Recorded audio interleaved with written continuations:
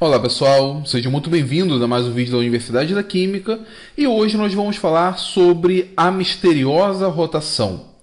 Na verdade, nós vamos falar sobre uma propriedade interessantíssima dos sistemas atômicos, ou mais especificamente das subpartículas, que é o spin. Vocês vão perceber que ao longo dessa aula eu vou dar uma noção de spin, uma ideia de spin que é diferente da que vocês aprenderam no ensino médio ou do que talvez vocês aprenderam na universidade. Mas o que eu vou passar aqui é baseado na real concepção do que é o spin.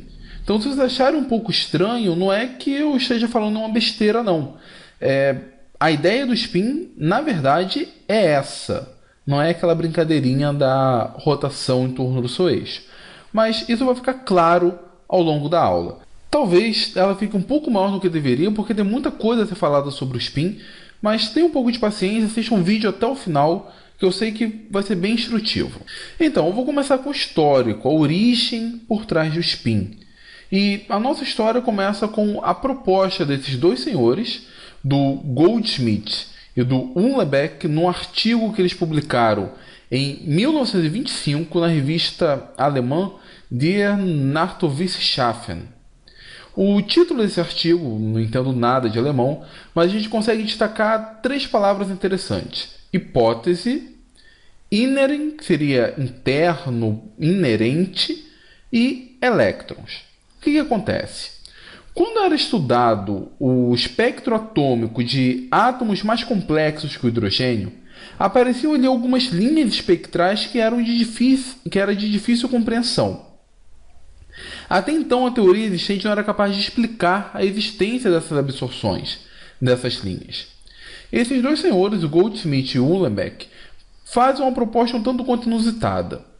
Já se sabia que o elétron apresentava um momento angular orbital, então por isso é bem interessante que vocês assistam a aula do episódio anterior, na verdade, onde eu falei sobre o momento angular orbital. Eu vou tratar alguns termos aqui que eu expliquei no episódio anterior.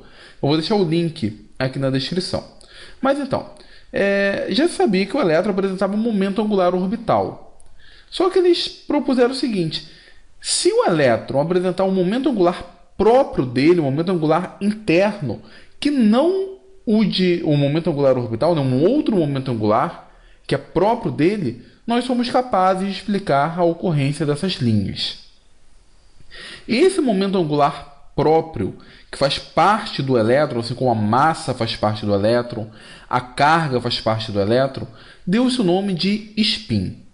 Por uma questão de analogia, foi feito o seguinte: assim como a Terra gira em torno do Sol, então, portanto, tem um momento angular orbital, e ela gira em torno do seu próprio eixo, e gera-se um outro momento angular, o momento angular da rotação, o elétron teria um momento angular devido ao seu movimento no átomo, momento angular orbital, e teria um momento angular próprio, que, fazendo uma alusão com a rotação da Terra, foi dado o nome de spin, da palavra inglesa que significa rotação. Mas isso é apenas uma comparação. Não significa que o elétron gira em torno do seu próprio eixo. E o motivo para isso eu vou mostrar daqui a pouco. Mas então, em 25, o Goldschmidt e o Uhlenbeck propõem a existência do spin. Alguns anos depois, o inglês Paul Dirac publica dois artigos em 1928 com o tema A Teoria Quântica do Elétron. E nesses dois artigos publicados na Proceedings of Royal Society de 28, ele modifica um pouco a mecânica ondulatória de Schrödinger, ele insere alguns termos, algumas propriedades relativísticas à mecânica quântica. E com isso, lembra que da mecânica quântica saíam três números quânticos, e esses números quânticos saíam naturalmente, eram restrições para alguns valores, restrição na energia, restrição no momento angular e restrição na orientação do momento angular? Pois bem, com a mecânica quântica relativística também aparecem essas restrições. Ou melhor, além dessas restrições aparece mais uma, que nada mais é do que o momento angular próprio do elétron, o spin. O momento angular e a projeção do momento angular. Surgem então mais dois números quânticos. Então Dirac, em 28, consegue prever o spin à luz da mecânica quântica relativística. Então a proposta lá do Goldschmidt e Uhlenbeck não era tão esquisita assim. Então, o Dirac, juntamente com Schrödinger, dividem o Prêmio Nobel de Física de 1933 por sua descoberta de uma nova forma da teoria atômica. Afinal, eles mudaram a forma de nós vermos a estrutura atômica. Um com a mecânica quântica propriamente dita e outro por inserir alguns parâmetros relativísticos. Mas vamos avançar um pouco. O mais interessante é que o experimento que comprova a existência do spin ocorreu antes da sua proposta. Esse experimento foi proposto por dois alemães, o Gerlach e o Stern. O Stern, por sinal, também foi prêmio Nobel, só que ganhou o prêmio Nobel em 1943 não por esse experimento, mas por sua contribuição no desenvolvimento do método de raios moleculares e a descoberta do momento magnético do próton. Vamos ver mais à frente que o próton também apresenta spin. Mas vamos lá. Esses dois senhores fizeram um experimento onde eles pegavam um feixe de raios, um feixe de vapor de prata vaporizada, não íon prata, prata metálica mesmo, e faziam esse feixe passar por um campo magnético não homogêneo. Daqui a pouco nós veremos uma animação explicando isso, mas eles publicaram tanto a construção desse aparato, quanto os resultados prévios, quanto os resultados finais, numa sequência de 4 artigos, ali de 21 e 22, nessa revista, a Zeitschrift, ou alguma coisa assim, für Physik. Esse artigo é um deles, é o momento magnético dos átomos de prata, onde ele percebe que os átomos de prata sofrem um desvio nesse campo magnético, mostrando que eles também apresentam, portanto, características magnéticas. Ele associa essas características magnéticas ao momento angular do elétron, só que o momento angular orbital. Bom, vamos ver o experimento e depois a gente discute um pouco sobre isso.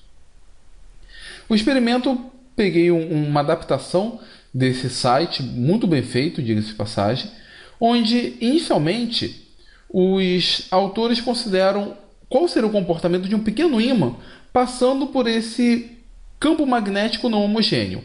Ora, o polo positivo, ou melhor, o polo norte iria alinhar-se ao polo sul. Se ele estivesse perpendicular, não ia ter nenhuma preferência. Depois o polo sul iria se alinhar ao polo norte e assim por diante. De maneira que, dependendo da posição, eu teria um contínuo de ímãs projetados no anteparo. Ele poderia assumir, portanto, qualquer momento magnético, qualquer valor para o momento magnético. Agora, quando nós tratamos com átomos de prata, como foi o caso do experimento de Stern-Gerlach, nós não vemos um contínuo. Nós vemos uma quantidade de átomos de prata na parte superior e uma quantidade de átomos de prata na parte inferior, mostrando então uma separação nítida entre eles. E essa separação nítida era devido, na interpretação deles, ao momento magnético orbital. Isso permitiria então 2 valores para ele nos 2 extremos. A figura produzida do experimento não foi tão bonitinha assim, não foi tão definida. Aqui nós temos uma foto da figura onde ele mandou em uma carta para Bohr, mostrando para Bohr, olha, nós conseguimos comprovar o que você falou sobre a quantização do momento angular orbital.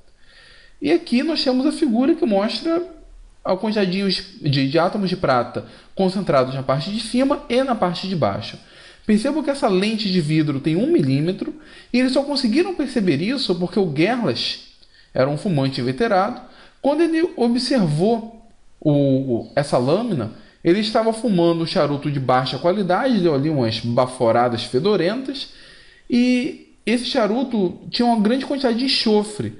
O enxofre reagiu com a prata e escureceu, fazendo uma espécie de revelação dos átomos de prata. Como eu disse, eles inicialmente interpretaram isso como sendo devido ao momento magnético orbital. Por quê? Eles utilizaram o átomo de prata propositalmente por ele ter apenas um elétron na camada de valência. Então ele seria quase como um átomo hidrogenoide. E com isso, ele imaginou que se o momento angular orbital, na época o que estava vigente era a teoria atômica de Bohr e de Sommerfeld, se ele fosse quantizado, isso explicaria o fato de nós termos uma quantidade de átomos de prata na parte superior e uma outra quantidade na parte inferior. Acontece que, sob a ótica da mecânica quântica mais desenvolvida de Schrödinger, nós vimos no episódio anterior que o momento angular orbital para orbitais do tipo S é zero. Isso significa que esses elétrons apresentavam sim um momento magnético, mas não era devido ao momento angular orbital. Seria devido a uma outra coisa. E o que era essa outra coisa? Seria devido ao spin. Sem querer, eles comprovaram a existência do spin. Eles estavam procurando uma outra coisa, eles interpretaram de maneira errada. Se fosse, por exemplo, um átomo que tivesse o seu elétron no orbital P, talvez essa confusão perdurasse por muito mais tempo. Mas eles não perceberam que isso era devido ao momento angular inerente do elétron. Note, isso foi em 22 e a proposta do Goldschmidt e Uhlenbeck foi apenas em 25.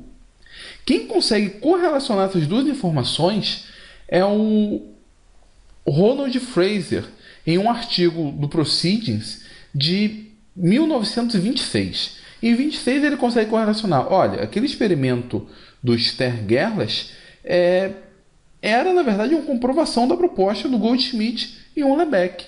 Os átomos de prata estavam em extremos porque o spin do elétron era que estava causando essa observação. O spin do elétron estava se orientando a favor e contra o campo magnético. Notem que a história tem uma certa confusão. Alguns livros falam que o Stern e o Gerlach fizeram esse experimento para comprovar o spin, mas não foi. Mas no começo da década de 30 já se entendia um pouco sobre o que era o spin. Notem que eu estou falando de momento angular de spin. No final do vídeo eu vou falar sobre o momento magnético, que é esse momento magnético que provoca essa separação ante um campo magnético. Mas agora vamos falar das propriedades do spin propriamente dita. Primeiro, nós vamos ter que fazer algumas modificações na função de onda.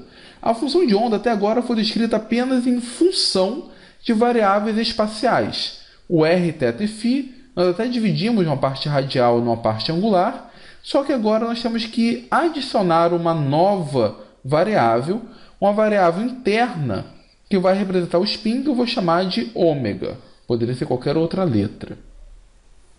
Portanto, na hora de dividir a função, eu posso dividir agora a função em uma parte radial, que multiplica com a parte angular, que multiplica com a parte do spin. Essa função de spin pode ser alfa ou beta, dependendo da projeção do spin. Isso vai ficar claro também daqui a um pouco. E com isso, tudo que eu falei sobre o momento angular orbital no vídeo anterior é válido para o momento angular de spin. Ou seja, assim como tinha um vetor, ou melhor, o operador L ao quadrado, que me dava como alto valor L que multiplica L mais 1, H cortado ao quadrado, isso aqui é o valor do momento angular ao quadrado.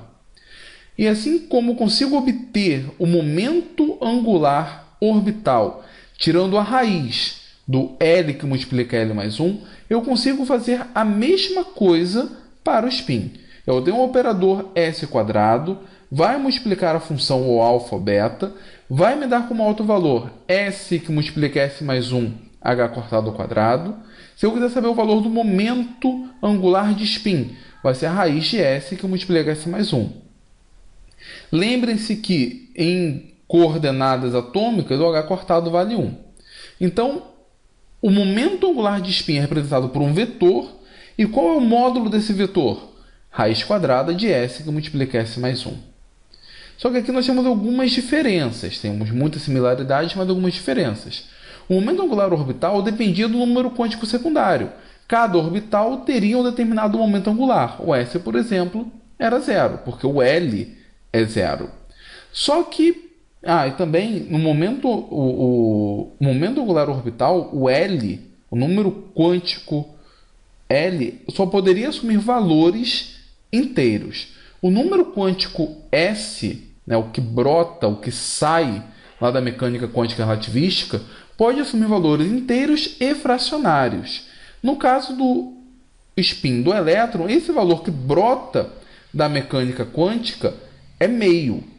Isso vale tanto para o elétron quanto para o próton e o nêutron.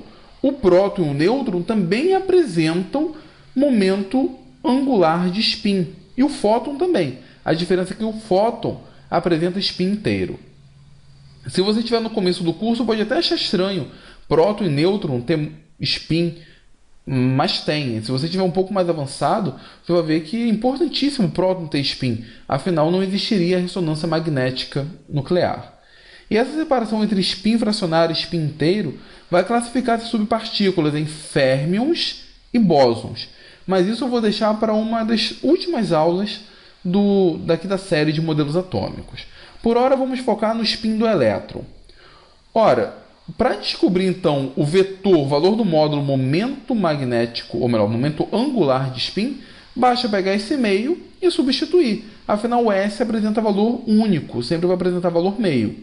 Com isso, o S quadrado assume o valor de 3/4 de h cortado ao quadrado, ou 0,75 h cortado ao quadrado. O módulo do vetor S, do vetor de spin, vai ser raiz de 0,75. E aí, considerando o h cortado como sendo 1, como normalmente a gente faz, o momento angular de spin é raiz de 0,75. Então, percebam, o número quântico de spin S vale meio. O momento angular de spin, o vetor, vale raiz de 0,75. Então, se eu perguntar quanto vale o spin do elétron, depende. Você está falando do quê? Do número quântico? O número quântico é meio, o que sai da função de onda. Mas a propriedade, o spin, o momento magnético, o momento angular de spin, vale quanto? Raiz de 0,75. Ficou claro isso? Bom, vamos avançar mais um pouco. Esse vetor eu posso representar no plano cartesiano, vetor que vale quanto? Raiz de 0,75. Eu posso identificá-lo, defini-lo através de uma soma de projeções no eixo x, y e z. Me atrai mais a projeção no eixo z, na verdade isso é convencionado. E assim como tinha o operador Lz, que era a projeção do momento angular orbital no eixo z, eu tenho o vetor Sz, que é a projeção do momento angular de spin no eixo z. E aí ele me dá como alto valor um outro número quântico, o ms, análogo ao ml. E assim como o ml, o número quântico magnético, ele variava de -L até mais L, o ms varia de -S até mais S em uma unidade. Acontece que o valor de S sempre vai ser meio. Então, o mínimo para ele é menos meio. O máximo é mais meio. E como estou variando de uma unidade, eu tenho -S mais 1, já vou no mais meio. Eu só tenho duas projeções possíveis para o spin de um elétron, para o momento angular de spin de um elétron. Que projeção seria essa? Projeto esse vetor momento angular no eixo z e esse valor dá quanto? Mais meio. Na parte negativa eu projeto, ele vai me dar menos meio. Esse é o significado do mais meio e menos meio. É a projeção do momento angular de spin sobre o eixo z. Com isso eu tenho o que normalmente a gente aprende no ensino médio. O mais meio e menos meio. O que é o mais meio e menos meio? É a projeção no eixo z. Ele multiplica, na verdade, a constante de Planck cortada, indicando que é uma projeção do momento angular. Em textos acadêmicos, ele aparece como sendo alfa ou beta, onde o beta é o menos meio, ou ainda com as setinhas para cima e para baixo, onde para cima é o mais meio e para baixo é o menos meio. Isso aqui, pessoal, não é o número quântico de spin, é o número quântico da projeção do spin, o ms, o mais meio e o menos meio. Qual é a importância disso? Isso diz que o momento angular de spin não pode assumir qualquer valor no espaço, não pode ter qualquer orientação no espaço. Pode ter apenas uma orientação a mais meio e outra orientação a menos meio. Ressalvo também que eu estou fazendo toda essa discussão para um único elétron. O spin ele é somado. Então, se eu tiver mais de um elétron desemparelhado, o momento angular de spin é a combinação, é o somatório deles. Toda essa discussão é para um único elétron. Bom, é daqui que surge essa confusão lá do ensino médio de que o spin vem da rotação. E a rotação no sentido horário vai ser mais meio, sentido anti-horário menos meio, ou alguma coisa do gênero. É verdade que o spin vem de uma resposta a um campo magnético. E ele pode assumir dois comportamentos. Mas ele não vem da rotação do elétron. Por que não vem da rotação do elétron? Porque quando eu penso em rotação do elétron, eu penso no elétron como sendo uma bolinha. E o spin é uma propriedade exclusiva da mecânica quântica. Não tem correlativo clássico. E na mecânica quântica, o elétron é tratado como uma onda. Agora, imagina uma onda rodando num sentido ou rodando no outro. Não, uma onda vibra no espaço, mas ela não roda de um lado ou roda do outro. O spin é uma propriedade intrínseca do elétron. O elétron tem um spin e ponto final. A sua projeção pode ser mais meio ou menos meio quando submetido a um campo magnético. Mas de onde vem isso? Não sei. Talvez alguma coisa na estrutura interna do elétron seja capaz de explicar isso. Mas nós não conhecemos a estrutura interna do elétron, se é que ele tem uma estrutura interna. Então, assim como o elétron tem massa e nós já ficamos satisfeitos com isso, é uma propriedade dele, assim como ele tem carga negativa e nós já ficamos satisfeitos com isso, o elétron tem spin e nós devemos ficar satisfeitos com isso. Não precisamos ficar procurando motivos para isso. Ele tem e fim de conversa. Ponto final. Isso não vem de sua rotação. Entenderam por que não vem? Porque ele é uma propriedade quântica. E pensar no elétron rodando, estou pensando nele com uma bolinha, que é uma visão clássica do elétron. Tá certo? Tenho mais alguns detalhes para tratar antes de finalizar a aula. O primeiro é deixar claro de que a projeção no eixo Z não tem importância nenhuma. Na verdade, eu poderia fazer a projeção no eixo X ou no eixo Y. O operador S², na verdade, ele comuta com qualquer operador projeção. E o fato dele comutar significa que eu posso medir os dois ao mesmo tempo. Eu posso medir a magnitude do spin e a sua projeção em torno de um eixo. Só que os operadores projeções não comutam um com o outro. Isso significa que eu não posso saber a projeção em Z e a projeção em X. Eu não posso saber a projeção em Z e a projeção em Y. Se eu souber um, o outro está muito incerto. Quanto mais determinado for uma projeção, mais incerta vai ser a outra. E aí a gente consegue entender isso facilmente se nós pensarmos que esse vetor ele tem movimento livre em torno do eixo Z, poderia ser em torno do eixo X. Eu posso determinar muito bem a projeção desse vetor em torno do eixo Z. Qualquer ponto, aqui ele vale mais meio, aqui vale mais meio, lá vale mais meio. Quando eu tento determinar essa projeção no eixo X e no eixo Y, isso não é bem determinado. Por exemplo, aqui no Z é meio. X tem um valor, Y tem outro. Quando ela está na outra ponta aqui, no Z é meio. No X vai ser um outro valor, no Y vai ser um outro valor. Então eu só consigo determinar com exatidão uma projeção por vez. Esse é um detalhe. Um outro detalhe, eu até me confundi ao longo da aula. Eu estou falando, sempre quando eu quero falar momento angular de spin, eu falo momento magnético de spin. É porque o spin, ou melhor, o elétron, ele apresenta um momento magnético resultante do spin.